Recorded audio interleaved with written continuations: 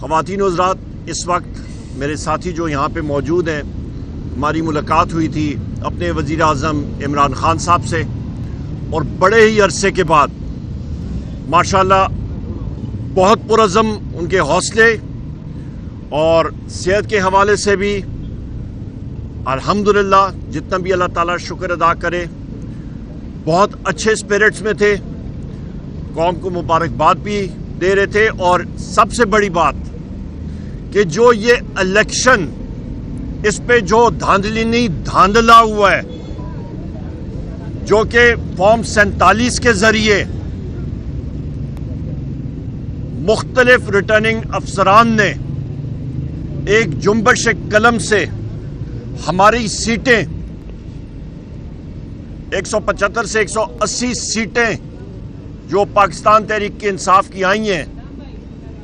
اس پہ انہوں نے کٹ مارا ہے۔ اس کے خلاف انشاءاللہ تعالی بروز 2 مارچ ہفتے کے دن ہم لوگ پاکستان میں مختلف پارٹیز کے ساتھ مل کے احتجاج کریں گے،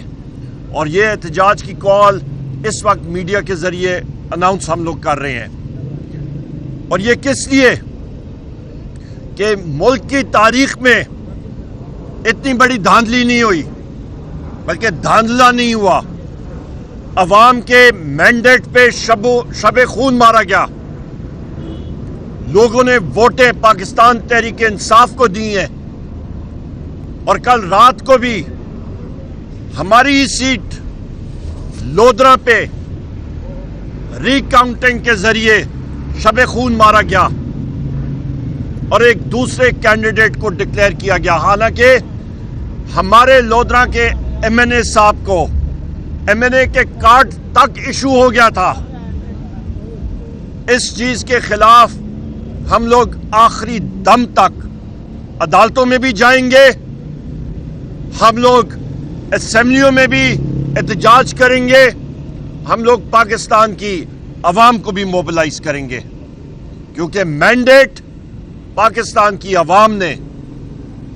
جناب وزیر اعظم عمران خان کو دیا ہے۔ اس کے ساتھ ساتھ وزیر اعظم عمران خان صاحب نے